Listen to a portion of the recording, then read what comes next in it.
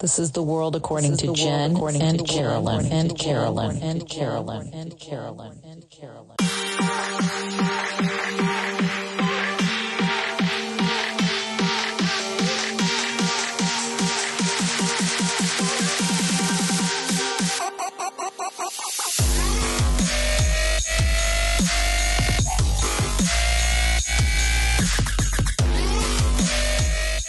What's up, Carolyn? Hey, girl. So, what are we going to be talking about today? Criminally insane versus mentally ill. What's the difference and why does it matter? That is right. So, how many times have you, I know I've done it, used the word insane when talking about infamous serial killers like, I'm thinking Jeffrey Dahmer, Ted Bundy, the worst of the worst. And while we don't disagree that these murderers are mentally ill, there's actually a really big difference between criminally insane and mentally ill. So that's what we're going to be discussing today. So we are going to be talking specifically, first and foremost, about not guilty by reason of insanity defense. What does it mean? Where did it come from? All that good stuff. All right. Love it. So let's kick this off by providing the definition of not guilty by reason of insanity. So this is from Cornell Law School. Not guilty by reason of insanity is a plea entered by a defendant in a criminal trial where the defendant claims that they were so mentally disturbed or incapacitated at the time of the offense that they did not have the required intention to commit the crime and therefore they're not guilty. It can also be a verdict entered by a jury in a criminal case stating that the defendant cannot be held guilty because of the defendant's insanity.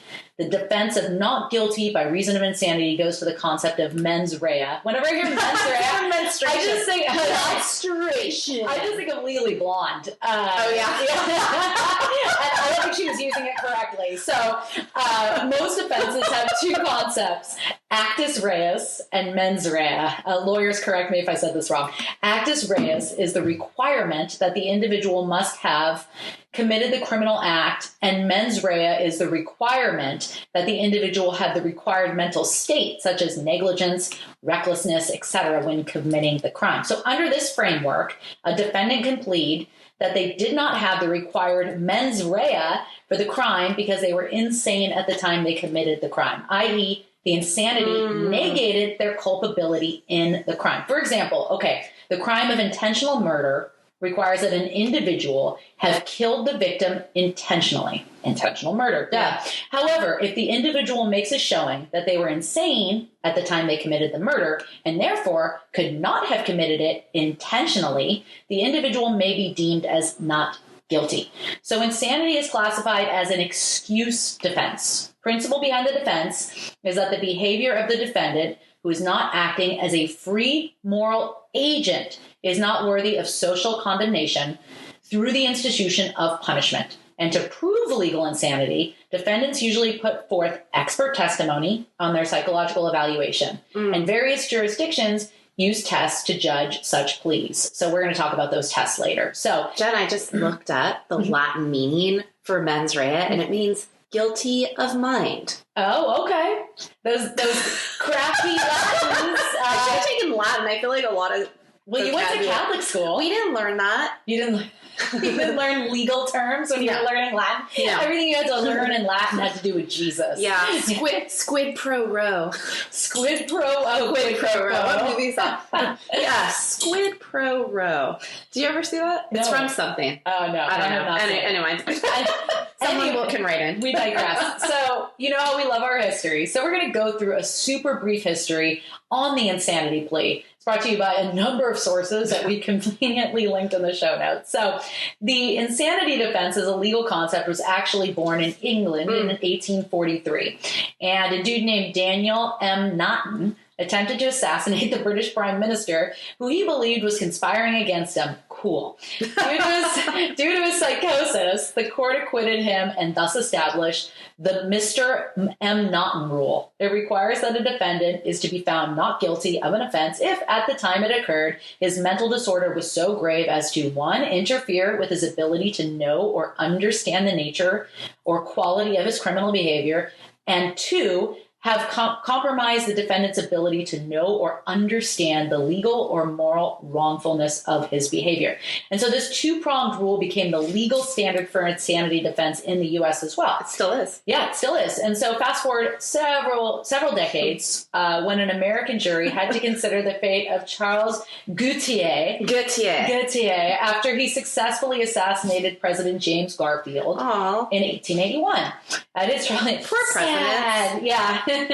At his trial, maybe I'm saying this right, Mr. Gautier claimed to be an agent of God when he shot the president. His defense team argued that their client believed he was responding to a deific decree and following God's command when he assassinated the president. Whoa. Yeah. Nonetheless, the jury found the defendant guilty of murder. They did not believe that he met the M. Naughton standard of insanity. And soon afterward, the courts in some jurisdictions established the deific decree doctrine as another prong to an insanity defense, which, when called for, may be formally considered during insanity hearings.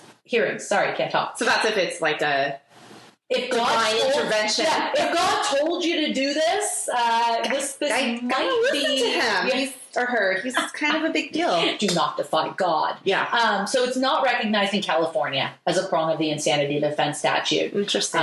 Per se, a delusional belief about a divine command still requires an analysis of its implication regarding a defendant's comprehension of moral wrongfulness. Believing one has received a deific command can obscure an understanding of moral righteousness. The Beatles told me to do it. Yeah, the Beatles just thought they were bigger than Jesus. Mm-hmm. Then everybody burned their records. Well, not everybody, but anyway.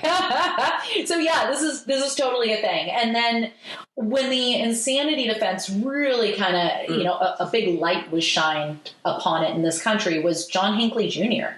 So a lot of people will recognize this name. John Hinckley Jr. attempted to assassinate President Ronald Reagan. And Hinckley was reportedly seeking fame to impress actress Jodie Foster. Who doesn't want to impress Jodie Foster? I do. Right? Abs, damn. She's pretty amazing. Clarice Starling. Yeah. So he was obsessed with her.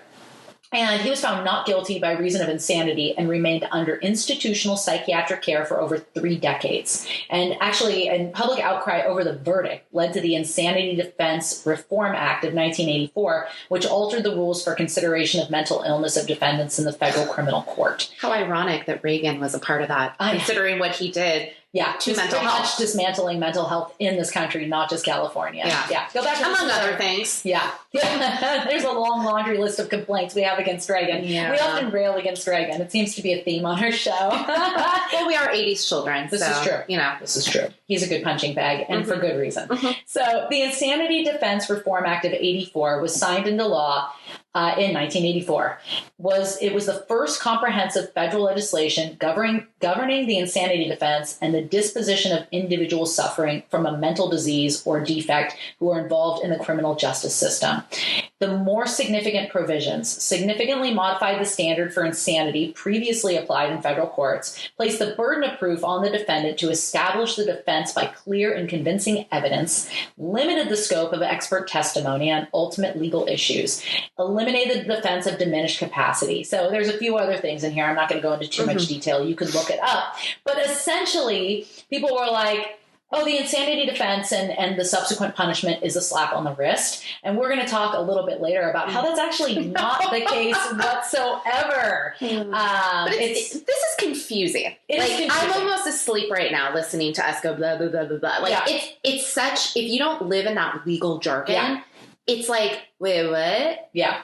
Yeah, I definitely understand. And I definitely understand the psychological impulse and the emotional impulse to be completely and totally, frustrated and disgusted when somebody in the public eye or somebody you care about, whatever the case may be, has been hurt or, God forbid, murdered by somebody who is severely mentally ill and is seeking a not guilty by reason of insanity plea, defense, etc. I could see how one would come to the conclusion that would provide insufficient punishment. Yeah. But it's not an A to B connection. No, it's not. And I think it's really important to know. And I think and it's hard to kind of remove emotion from some of this, particularly when it's something that happened to you or your family member. Yeah. But I think it's really important to take a step back to better understand how all of this works and what the differences are. Yes. So we're going to spice it up a little bit. We're going to talk to you about 7 famous serial killers who invoke this defense. And this is from a Ranker article. So Ed Gein, who is the inspiration for not just Texas Chainsaw Massacre and Norman Bates, or Texas Chainsaw Massacre's Leatherface specifically, and Norman Bates, but they also infused some of his proclivities into Buffalo Bill's character in Silence of the Lambs, particularly skin wearing. Yeah. Cool. Yeah. So he was caught for killing at least 2 people, but was suspected of killing more due to extensive human remains found in his home in the form of furniture, masks, belts, suits, and window shades. Fuck that. In 1958, I'll just go to IKEA. Right? I am not trying to end up a fucking lampshade in some creepy dude's apartment. That's from 40-Year-Old Virgin, by the way. So in 1958, in his trial, his defense pled not guilty by reason of insanity, and he was found unfit for trial. And he was committed to a mental institution until 1968, at which time he was deemed fit for trial, found guilty of 1 murder, and then subsequently ruled insane for the murder and was sent back to the mental facility where he died in 1984.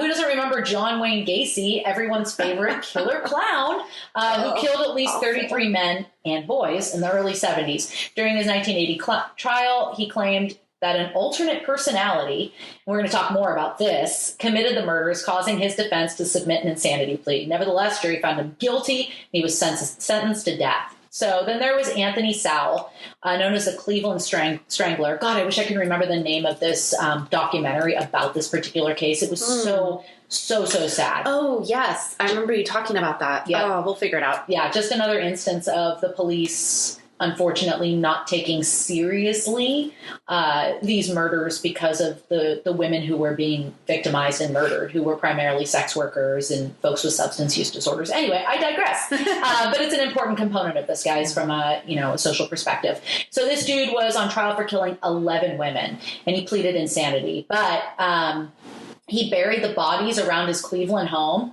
and couldn't prove that he didn't know the difference between right and wrong when sentenced to death. So Andrea Yates, this one's really, they're all sad, but this one's particularly sad. It's really hard. Yeah, she drowned her 5 kids in the bathtub. She was convicted in 2002 and sentenced to life in prison. 2006 retrial, she pleaded not guilty by reason of insanity due to suffering from extreme postpartum depression, which was documented. Mm-hmm. Her original sentence was reversed and she was acquitted of capital murder. And then she's technically in a state mental hospital for the rest of her life and will likely never be released.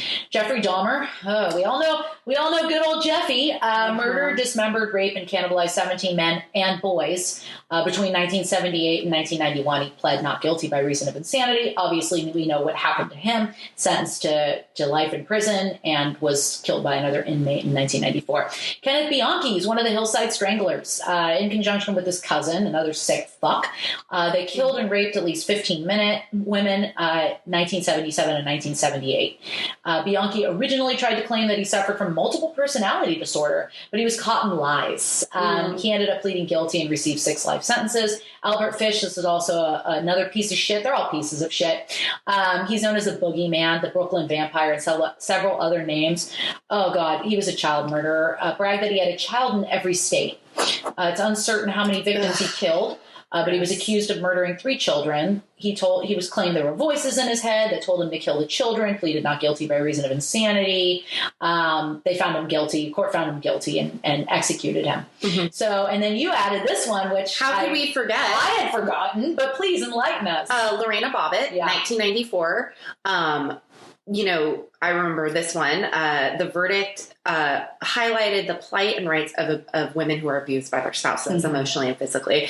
So she, in 1994, again, was found not guilty of all criminal charges, and concluding that she was temporarily insane when she cut off her husband's wiener and with a kitchen knife and then threw it in a field. And I always thought it was funny because they showed like the you could see like the girth of the dick on the knife. And I had never like known about penises yet. So it was this like very sexual awakening for me. That is a very weird thing to hang your sexual awakening hat on. Between that and Monica Lewinsky, I think that sets the tone for most of my weirdness. The 90s was wild. The 90s was not. But anyway, so the defense argued and the jury agreed that she was flooded with PTSD after being in this abusive relationship and really suffered, and she snapped psychologically. Yeah. And that it was an irresistible impulse to strike back for her life. And in her testimony, she said she hadn't realized what she had done till later. Okay. Like literally was like she holding the penis. But that's what I would assume. Yeah. Was it, just that. But yeah, so she had a psych eval and the state laws provided that she was acquitted for reasons of that temporary insanity. And she went to a state hospital and they said, hey, that was temporary. You had a moment. Oopsies! You had a moment. Oh, all men cringe. I know it is. You can't do that.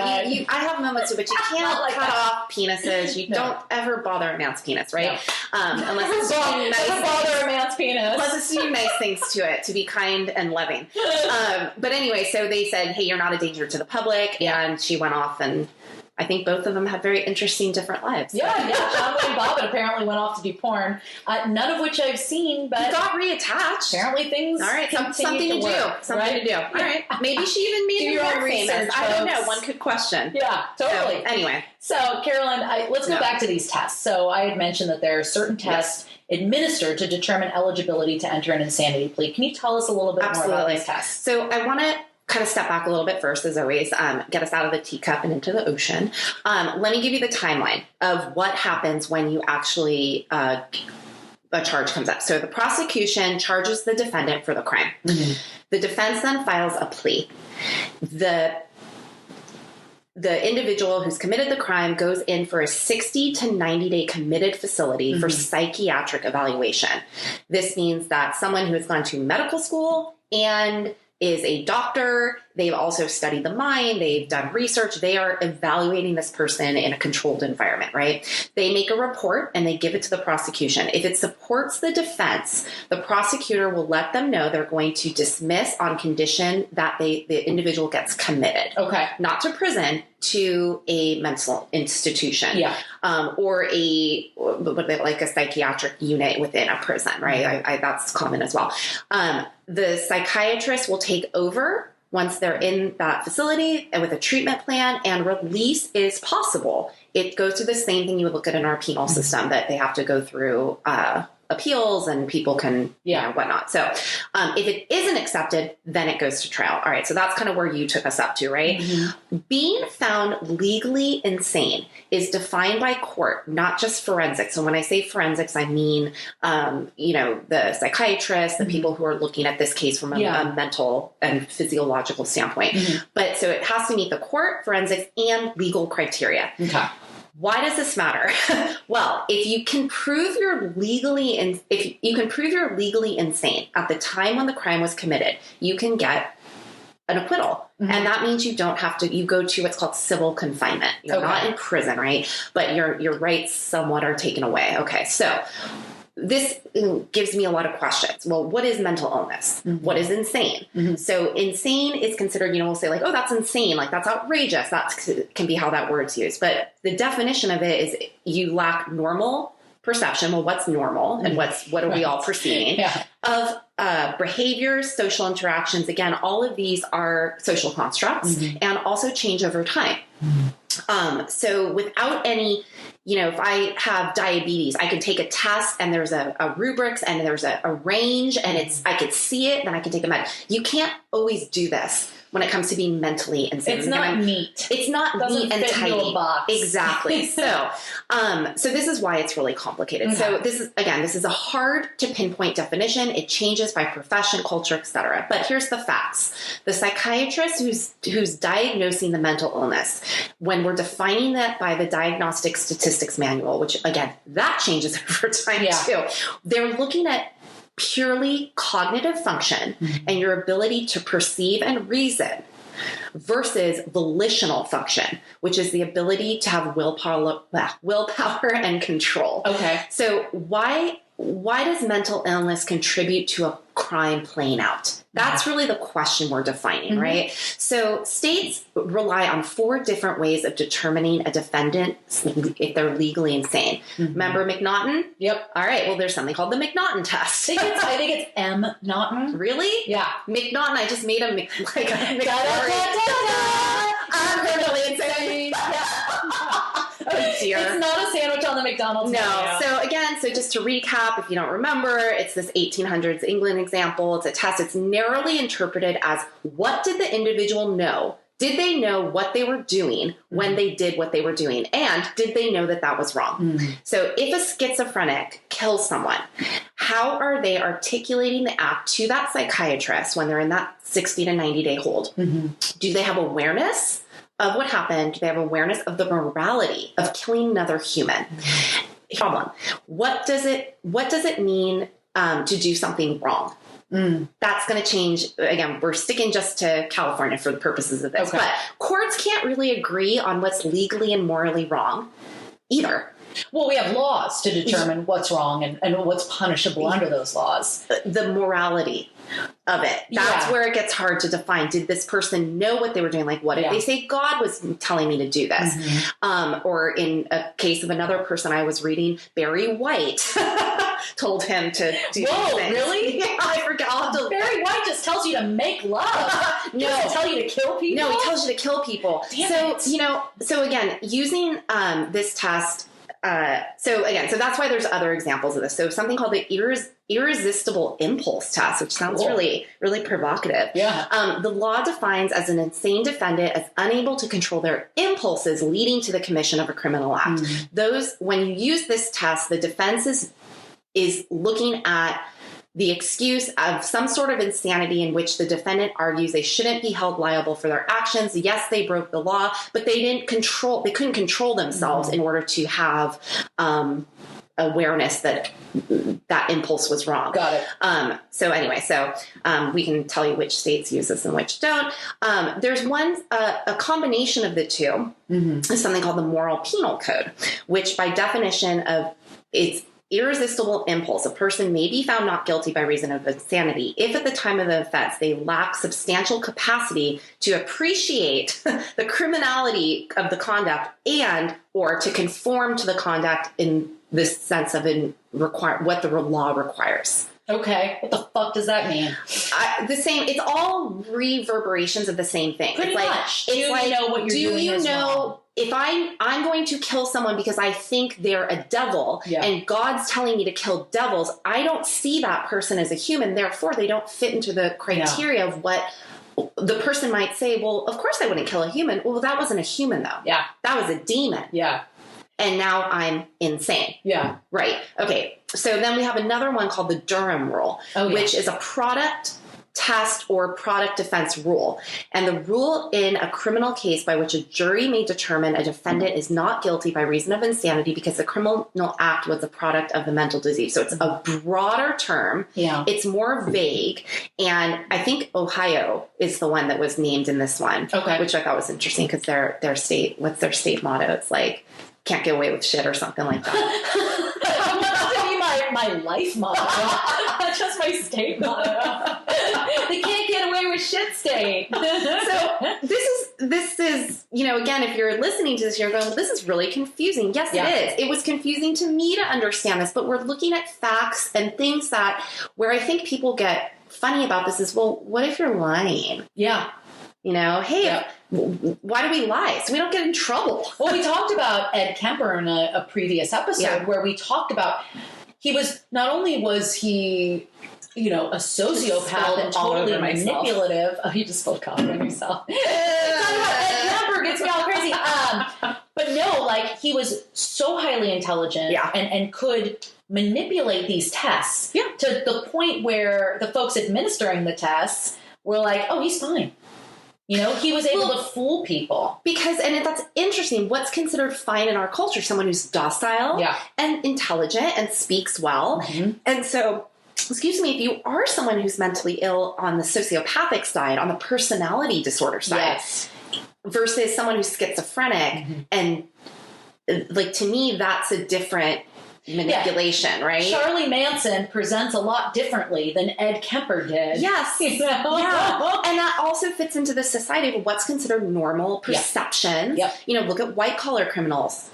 Yep. Same, you know, totally. Well, they're not murdering, but you know what I mean? Like, but you look the part of what fits into our society. Yeah. I'd be really, you know, we know in other countries, very different rules and very different social constructs. Yeah. And race also plays a factor too. Yes. Like, look at Ted Bundy. Like, we've talked about this before. People thought, oh, he's a handsome white boy, law student. Like, he's, you know, he doesn't fit the profile of what somebody who would do these acts would, you know. And I think that's how it falls through the crack, which I know we're digressing a little bit here, but even in the education system, you're going to see the kids who are behaving well, conduct-wise, as good kids. Right. Versus, and so, you know, we as a society believe being meek and calm and, you know, looking a certain way and behaving a certain way means you're good. Yeah. And if you're the opposite of that, therefore, what are you? Totally. So that makes absolute sense. So I want to talk about this documentary. You actually told me to watch this documentary. It's an amazing documentary. Confusing. You're going to have a lot of different opinions in it. Yes. Did you feel that? I did. And I love documentaries that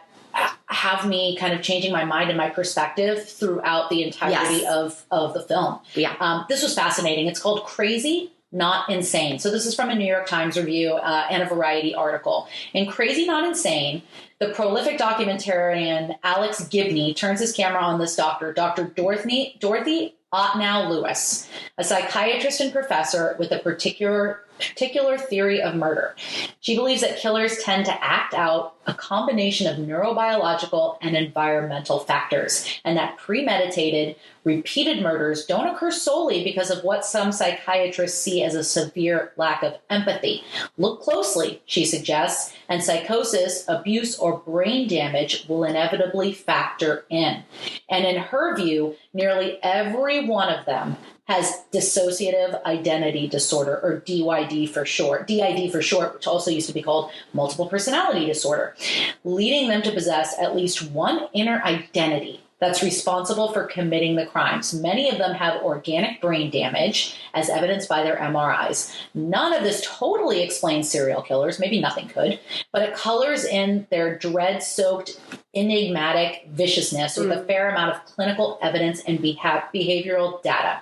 So her thesis is that murderers are made, not born, which that resonates. Yes. Which means that in her view, it's virtually impossible to find a serial killer who wasn't abused in some unspeakable way when he was a child, he or she. Or has ACEs, or has some sort of generational trauma. Totally.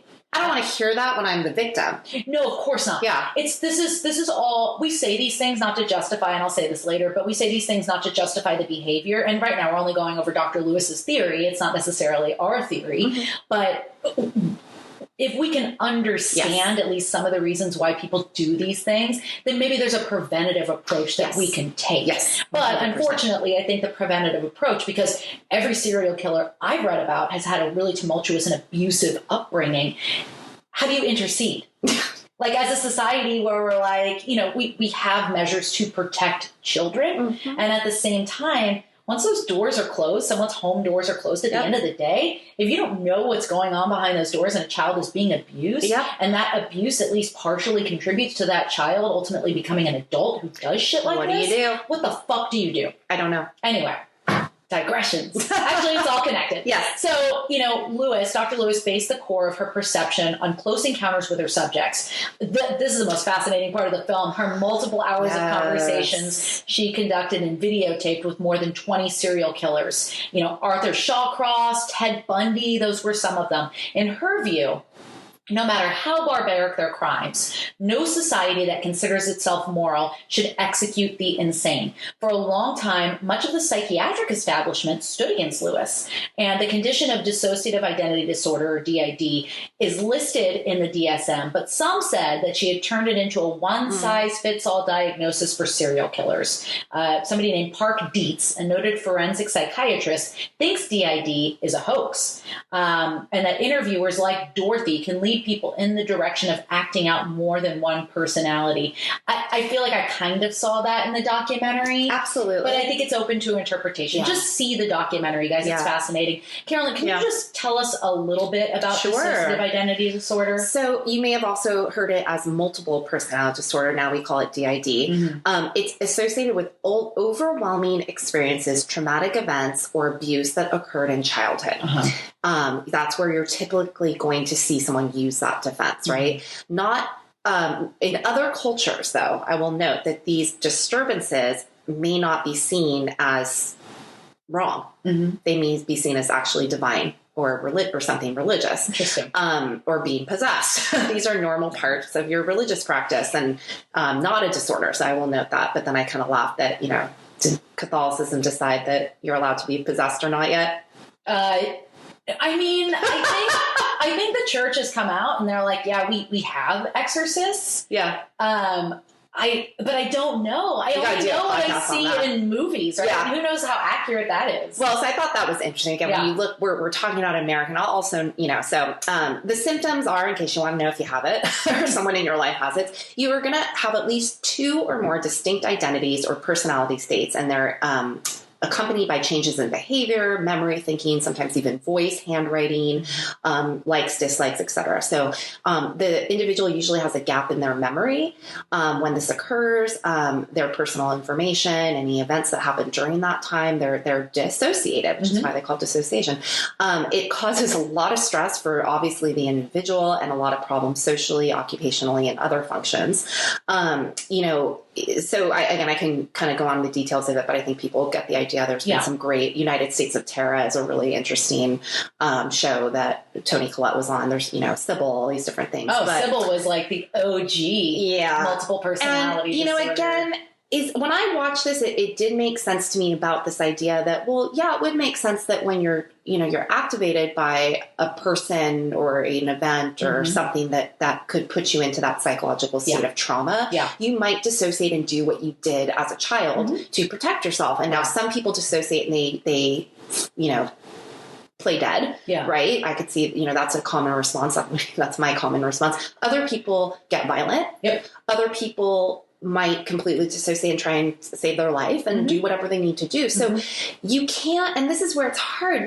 Our mind is free space. Yeah. You can't own the mind. Yeah. So the fact that we even have these tests to assess, yes, they might be able to catch you in a statistical misalignment. Like if you say in one spot, the questions are worded to catch that. I forget what that's called. But, you're talking about someone's ability to manipulate. And I think that really frightens people because if you're already a criminal, we're deciding that you're not trustworthy and that you're already define the bounds of a social construct. So do we really want to trust is broken? Interesting. And so, absolutely. It's the same reason why a kid would say, a dodo bird was from the Berenstain Bears. The dodo bird came in and broke the vase. Yeah. And it was polka dotted and this and that because they don't want to get in trouble. Yeah. And I think the same thing is happening, but we also can't say it's not. Yeah.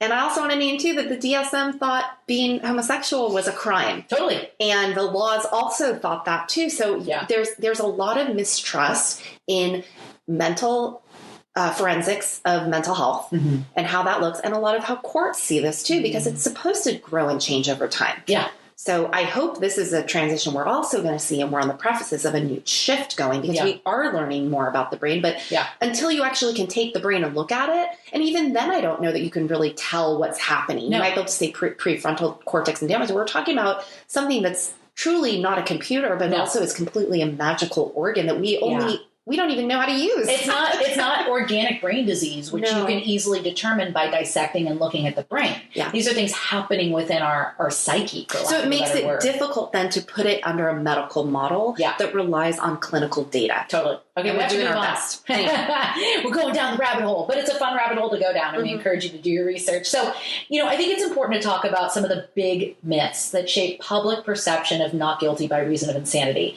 As we mentioned at the beginning, there's a ton of opposition to what many people consider to be a get-out-of-jail-free card, for lack of a better word. So, thanks to the New York Times article, from the more psychological group, they gave me this list here. So I'm going to rely on it. So now one of the biggest myths that gets propagated is that the insanity defense is overused. This is not true, despite countless research studies conducted across the years showing just the opposite. Ewing, 2008, estimates that less than 1% of all criminal cases employ the insanity defense. Other research estimates that it's used in only 0.05% of cases. So, seldom used. Yeah. And maybe that's why it's so sensationalized when it is used, because it's so infrequent. Yeah. Another myth is that it's easy to prove insanity. Based on what we just discussed, we hope you get a sense that this is absolutely not the case. In order to be acquitted with not guilty by reason of insanity defense, for example, in New Jersey, it must be demonstrated by a preponderance of the evidence that at the time of the crime, the suspect was laboring under such a defect of reason from disease of the mind as not to know the nature and quality of the act he was doing, or if, sorry, I'm just using he here because what's here, or if he did know, that he did not know what he was doing was wrong. Whoa, my mind just exploded. Yeah. Of the exceedingly small percentage of crimes asserting the insanity defense, only about 1 in 4 are successful in a not guilty by reason of insanity finding, which translates to 0.025% of all criminal cases. Now, the insanity defense is only used in murder cases is another one that people think.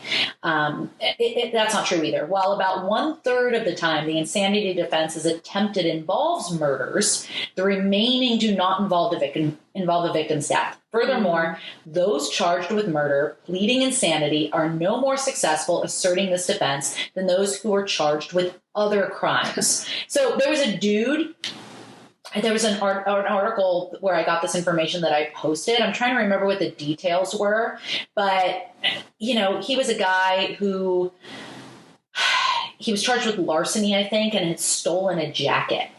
And he was put into an institution using the not guilty by reason of insanity plea. So it happens in situations like that too, like really kind of innocuous, mild situations. Well, it seemed like too, if there was a precedent of they had been diagnosed at some point, they had been seeking treatment, they were even medicated, like all those pieces contribute to if it can be done successfully, I suppose. And even when you think about that, it's knowing the stigma associated with seeking mental health treatment or how inaccessible it is because of all of the barriers that we've talked about in previous episodes. Yes. Somebody who may have a diagnosable condition or illness maybe never had the opportunity to engage with a psychological professional. Yeah, absolutely. So, and then here is, lost my place here. Even if a mentally ill person has committed a crime, this guy named Chris Slobogen, director of the Criminal Justice Program. Slobogen. Toboggan. Director of the Criminal Justice Program at Vanderbilt University Law School. It doesn't mean that they're going to do it again, especially because their encounter with the forensic psychiatric system means they've received treatment, hopefully. And then recidivism for folks who have been convicted under not guilty by reason of insanity is super low. Whereas nationally, recidivism for released prisoners is above 60%. People who are found not guilty by reason of insanity tend to go back out into the community and tend to actually do really well. Tell people what recidivism is. So committing a crime again or committing crimes again. Thank you. And so here are my thoughts. The dude who committed larceny and tried to steal a jacket, should he be confined indefinitely because that's what happened to him? No, absolutely not. But here's what worries me. What about those folks who rape and or murder? And when medicated, they don't exhibit these behaviors. The issue for me is, and go back to our mental health episode, how can I be sure that this person is going to consistently take their medication, get the treatment that they need to not do this terrible shit to other human beings, likely women in the case of rape again.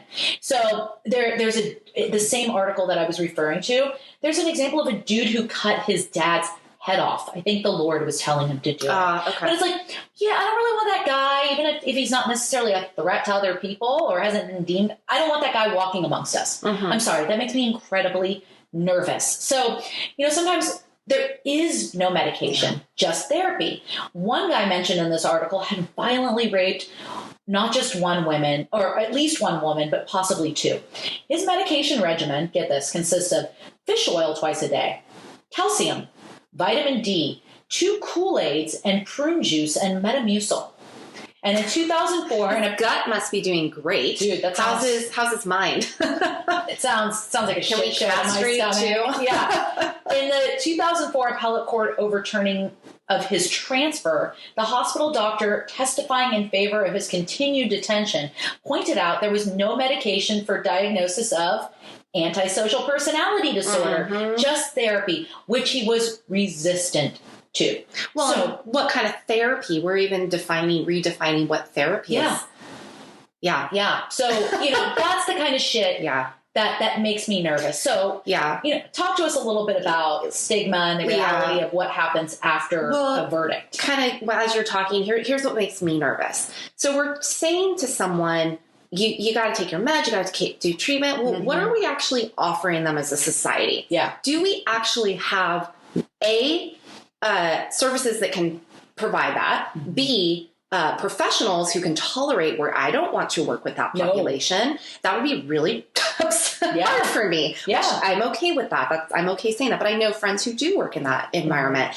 And 3, again, are we really true? What are we doing? Yeah. So one of the things I loved about doing this research is how are we actually caring for the criminally insane? And I know that that's could be an activating word for people because maybe they don't care. Yeah. And I appreciate that and whatnot, but check this out. So Oregon, among other things that they do really cool, they have an article that I found that was from a couple years ago, citing that how sort of they look at caring for this population, and not just from the receiving the verdict, but until they're discharged from state care. And during that period, this can go on into serving a life sentence.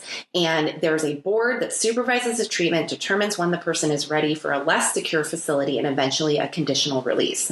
So in Oregon, the final stage of that treatment helps you with job hunting, transportation, budgeting, and grocery shopping. Okay. So kind of cool. They said about 14% of the state and federal prisoners, which is about 200,000, and 26% of jailed inmates, about 190,000, have serious mental illness. And according to a 2017 report in the U.S. Department of Justice, prison and jail office officials don't have the resources to treat them. And they actually deteriorate more behind bars. And I think we can say that most jails people and prisons people are going to deteriorate. For sure. Deteriorate more. So here's one thing I want to make sure we make really clear. We can't misconstrue having a mental illness with being insane. Number one. So if we don't want to give the impression that all people who are mentally ill are criminals, in fact, most mentally ill people are more likely to be victims of crime than perpetrators. And, here's the other thing. We have rules in our society. We don't all agree, and we all have a social contract, but that's very different among different populations and among even different states, right? So we get into trouble when we don't change and adapt, not just with the times, but with also keeping and seeking facts and trying to really minimize bias. Yeah. And, so I love this particular gentleman is a scholar, Lawrence Miller. He wrote the mere presence, absence, or severity of any mental disorder does not by itself make a legal determination. And so if that kind of encapsulates everything we've been talking about, basically you're not insane if you have a mental disorder, number one. Number two, the fact that we have the criteria is obviously very complicated, and it's meant to be looked at intentionally to integrate legal, moral, philosophical, and this mental lens. And all of that, I think, is debatable. That's really what the legal system is. It's debate team like times 100, right? The intention is great, but often the impact and the reality of what happens to those who seek mental support and the way they're held accountable, I guess you could say, in a system that has an agenda, not just political, but also financial. And the way we treat incarcerated humans versus civilly confining humans is also something I don't think do great. No, we monetize it. It's just another way to make money. Again, and by contrast, some states are those who are judged to be criminally insane receive better treatment. Mm-hmm. Like if you I want to go to Oregon if I have issues, than anyone else. So, and also, very few psychiatric diagnoses have the impairment that the person can't control what they're going to do. Mm-hmm. So if you're bipolar, if you have PTSD, schizophrenia, we're not saying that even all mental illnesses you're going to have impulse control. That's a very specific thing that happens. And again, you're a little boy, you're teaching him about impulse control. Yeah. And that's something you have to learn and be taught. And it doesn't come naturally because we want what we want. I want the chocolate, right? Yeah. So, we need CSI, we need science, we need discovery, we need to think outside the box and be open-minded. Mm-hmm. And we also need to hold people accountable for social constructs. So, here's my opinion. Being over 18 in the U.S. gives you a fuck ton of rights, right? Mm-hmm. But what it really means is if you're white, and even better if you're a man, and even better if you're rich, our society tends to say, hey, you don't have to be responsible for your actions. Yeah. But if you are the opposite of that, you do. Mm-hmm. So responsibility, volition, and morality. I think those are things that that's what we should be exploring in therapy. Yeah. Why do you do what you do? Mm-hmm. And here's where it's that slippery slope. Well, okay, in mental health, we often will have a specific diagnosis that, was it a drug induced? Were you impaired? Yes, you have this, but it was drug induced or something was going on for you. All right. This was a kind of a funny, not funny. This is a terrible Law and Order SVU, which I love. Go Elliot, Team Elliot. I remember there was an episode where a pedophile came in to the SVU and said, I want to do this. Help me stop. I don't know what to do. I think I'm going to commit a crime if I don't get help. Fascinating. And they were like, what do we do? Yeah. So the legal system isn't set up for prevention. Yes. The legal system, think about when the police show up. Yep. They show up after the commission of a crime. Yep. Not to prevent.